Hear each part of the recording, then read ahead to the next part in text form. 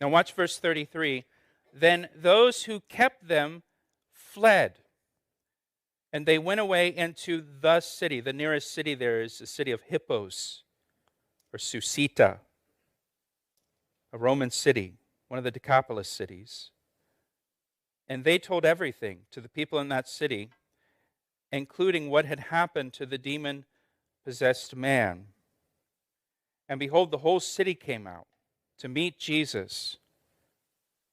Now think about it. This whole city has been trying to deal with these two demon-possessed men for years. They finally have just said, just stay away from where they live. Just avoid them. And so now Jesus has delivered these demon-possessed men from their demon possession. The other gospel says that the demon-possessed men were clothed and seated and in their right mind. That's what it says. That's what Jesus does to a person. Clothed and seated and in their right mind. And you would think the people of that city would come out and at least shake Jesus' hand and just thank him. But instead, look what it says. The whole city came out to meet Jesus, and when they saw him, they begged him to depart from their region. Please leave. The people wanted pigs more than they wanted Jesus. The people wanted their pigs more than they wanted people healed and delivered and made in their right mind. And the sobering thing here is when they asked Jesus to leave, look at verse 1 of chapter 9, he got into the boat and left. He didn't even try to convince them. Jesus will not stay where he is not wanted. So he leaves. He goes back across the Sea of Galilee. And oh, by the way, when they go back across, there's no storm. Now, turn with me over to Mark chapter 5. Mark chapter 5. Now, Mark's gospel focuses on just one of the demon-possessed men. But there's more to this story here that Matthew doesn't include, that Mark does include, that I want you to see. Mark chapter 5.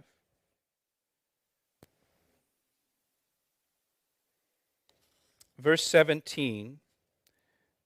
The same story here. Then they began to plead with Jesus to depart from their region. Verse 18. And when he got into the boat, he who had been demon-possessed begged him that he might be with him. So that at least one of the demon-possessed men who had been demon-possessed came up to Jesus and said, "Can I go with you?" And the disciples are saying, "Please say no, please say no, please say no," right? Look at verse 19. However, Jesus did not permit him, but said to him, look what he says, "Go home to your friends." I love this. "Go home to your friends and tell them what great things the Lord has done for you and how he's had compassion on you." And so verse 20, he departed and he began to proclaim in Decapolis, all those pagan Roman cities in that whole region, all that Jesus had done for him, and all the people marveled. Now, he's this guy, listen, he's the only believer in all of the Decapolis, a deeply pagan area. He's the only missionary there. And he doesn't have a Bible. He doesn't know theology. He doesn't know doctrine. He doesn't even have gospel tracts to hand out to people. All he has is his own personal story of what Jesus Christ did for him. And if anybody asked him a question about theology, or do you believe this, or do you believe that? I don't know. I don't know the answer to that. All I know is I was a crazy demon-possessed man that nobody could get a handle on. And then I encountered Jesus, and he put me in my right mind and saved my life. And so he goes around now sharing his story. Now, how many of you remember Paul Harvey on the radio? Remember how he would always end his show with that segment, "The Rest of the Story"? Remember that? Turn with me now to Matthew 15. Matthew 15.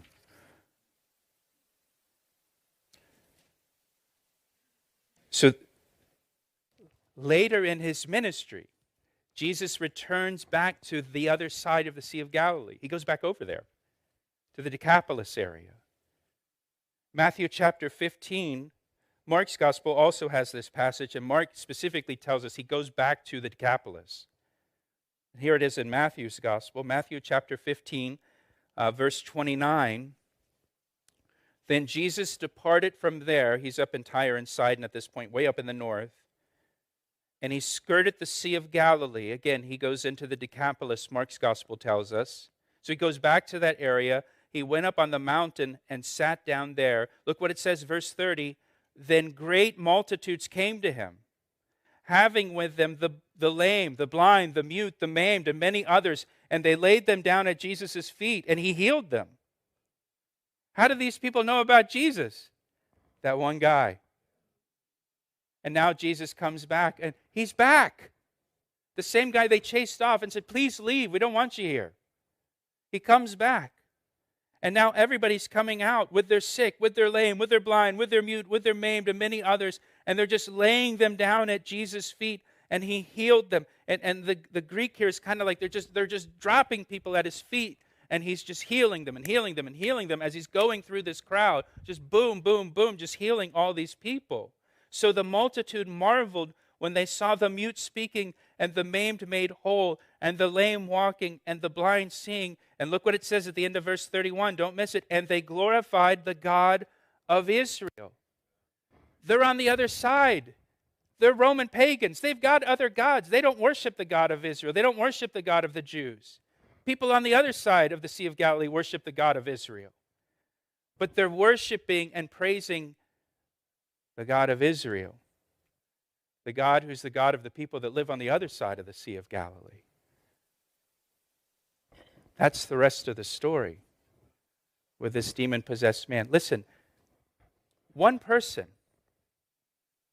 can make a difference. And if you're here, man, I don't know that much about the Bible. I don't know many Bible verses. What if somebody asks me a question that I can't answer? And just tell them what Jesus has done for you. And that can have a tremendous impact on people.